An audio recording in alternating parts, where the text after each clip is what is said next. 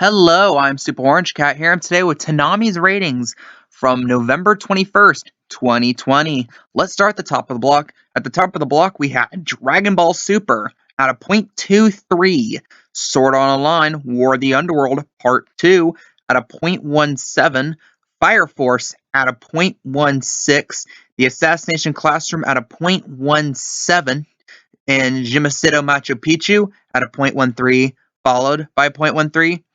Naruto Shippuden at a .13, and Demon Slayer at a .12. Overall, this was another kind of a mixed bag for Toonami. I falsely predicted that it would be a massive drop-off, and although some things did drop, it wasn't as big as I feared it would. And that was due to the very small drop that Dragon Ball Super had. It went down to .23. That's 2/100ths of a drop from the previous week. And at this point, you really can't say too much about Dragon Ball Super other than week after week, it just does not feel sturdy. I mean, again, at the end of the day, it is a rerun leading off the block. Even if it is Dragon Ball, which historically has been the highest rated franchise to air on Toonami, at the same time, it still feels like it's not really a sturdy decision, to have it to lead off the block. And then afterwards, I mean, you can't say anything bad about Sword Art Online because it went down to 100ths. Dragon Ball went down to 100ths. So really, it's just a game of follow the leader here. Albeit a .17 is kind of a bad number to have to be second in the block. Second in the block, you usually hope you get to like at least a .19, if not hitting that .2. And then after that, you have Fire Force. It actually held steady. So despite the shows in front of it losing ground, it did not lose ground a bit. However, recall last week it was actually one of the weaker performers of the block. And that is because of just, again, Toonami's not done that good a job of presenting Fire Force, considering these are new episodes. This is season 2 airing right now.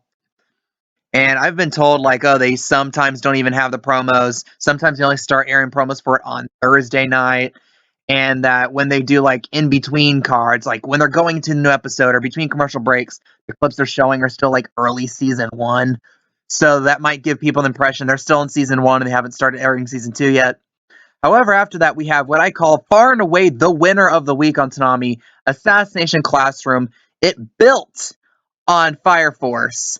So if he told me at the start of this year that A, Assassination Classroom would be on Toonami, and B, not only that, it would be building off of new Fire Force, I would have thought you were mentally crazy. I mean, this has been a mentally crazy year, so maybe that's not too insane, but at the same time, too. And also, if you follow up and actually look at the standings of the ratings, you'll see that Assassination Classroom, in terms of the target demographic, 18 to 49, actually outdid Sword Art Online. So, technically, you could say in theory 2 reruns in Dragon Ball Super and Assassination Classroom beat out the new shows.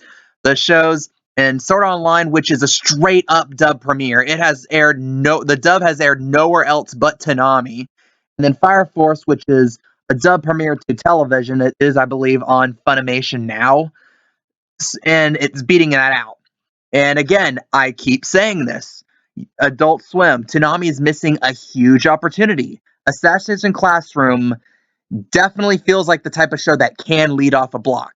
They still have it for, 30-something more weeks airing quote-unquote new episodes. They're not new, but they're new to Toonami, and most people watching Adult Swim haven't seen it before, so it's new to them.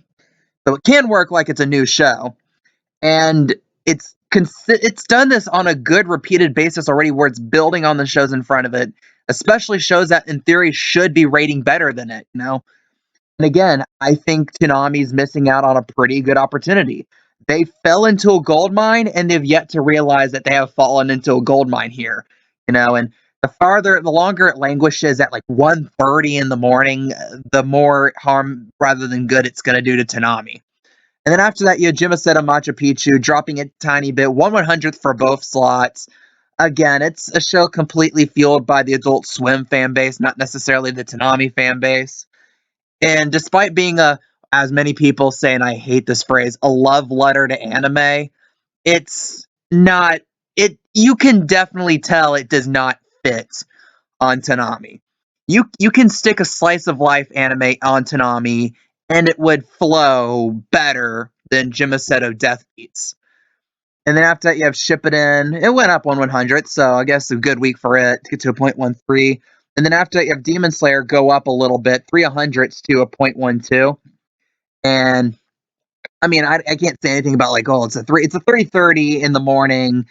It's a filler anime. It's a filler rerun anime at this point. I just want to take this time to point out. I read somewhere that Demon Slayer, the movie, I think Mugen Train. I forgot. I'm probably murdering the pronunciation of that. I'm sorry. Of that has now become the third highest grossing film in the history of the Japanese box office.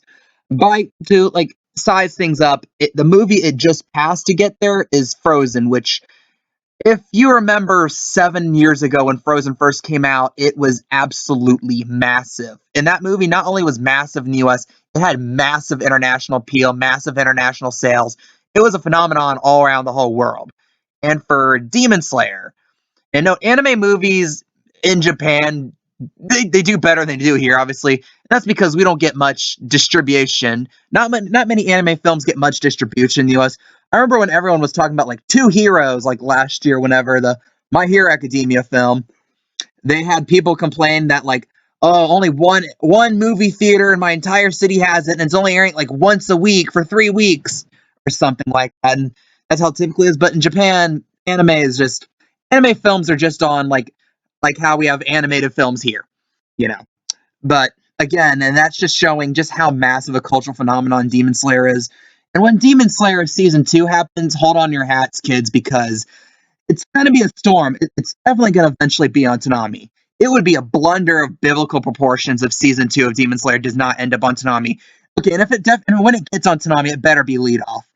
There is nothing that will surpass Demon Slayer season 2. I believe they are still saying 2021 is when they're aiming to get season 2 out.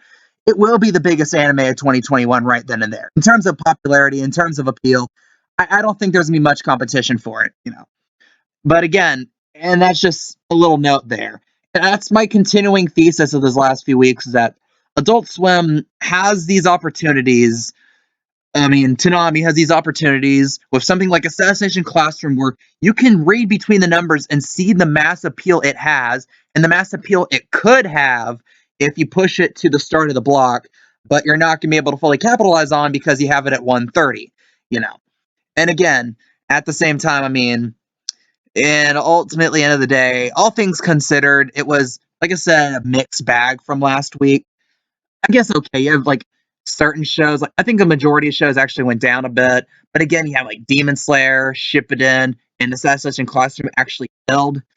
And Fire Force's 0.16 doesn't look so bad because the shows in front of it did a little worse. But again, you have Fire Force, which you're bungling how you're promoting it. Assassination Classroom, which is a gold mine that you're just sitting on and that you're not even aware is a gold mine. And for some reason, whether it's corporate synergy or a string of bad decisions, Jimicetta Death Beats is on the block. No.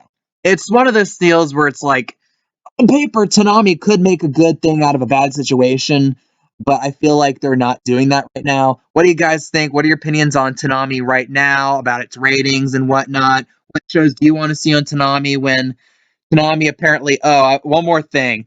Before wrapping this video up, I kind of want to briefly address there was a bit of a news thing that came out about Toonami a few days ago. You had like this panel featuring Production IG USA, and of course, if Production IG USA is involved, Jason DeMarco is not that far behind. He was on it, and someone asked about like, oh, the future anime. It's like about the future anime, and especially with its spread into American markets. And Jason DeMarco quoted that Toonami currently has, or Adult Swim Toonami has 10 shows now, 10 in the works that have productions and have airings that will be spread out to 2025. So for some people, if you on first thought you think, oh, this is amazing, Toonami has all these originals coming out.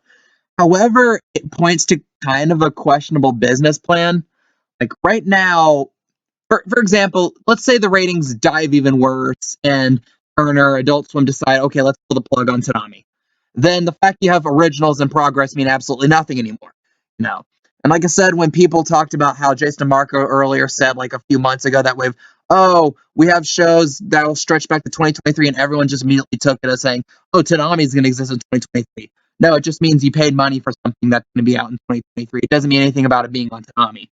I think someone prodded him like on Twitter about like, oh, so all 10 of these shows are going to be on Toonami. He was like, well, I don't know, maybe. He was very wishy-washy with it, saying maybe, maybe not. And people are like, oh, maybe that means there's going to be like something something similar to Buffy, like a zombie that might not fit with Tommy. No, that means he's being realistic and not outright telling you that there's a good shot Toonami will not exist in 2025. That's basically what he's saying right there, you know. And everyone just reads weird directions out of that, but I digress at the same time. And the reason why I didn't cover it at the time is, again, it wasn't that big a news, you know, and it's type of thing, it's like, it's stuff spread out for 5 more years, you know.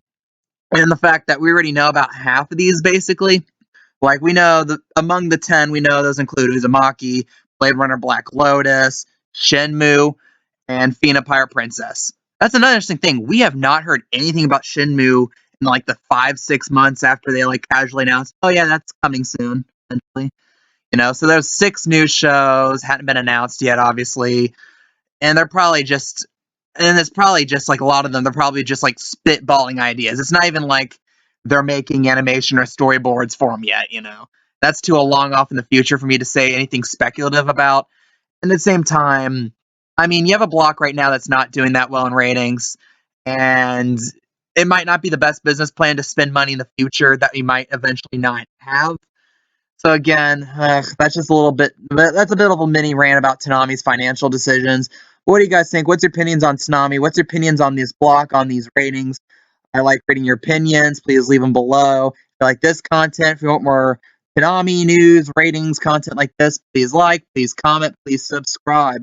I am the Super Orange Cat, and that is all.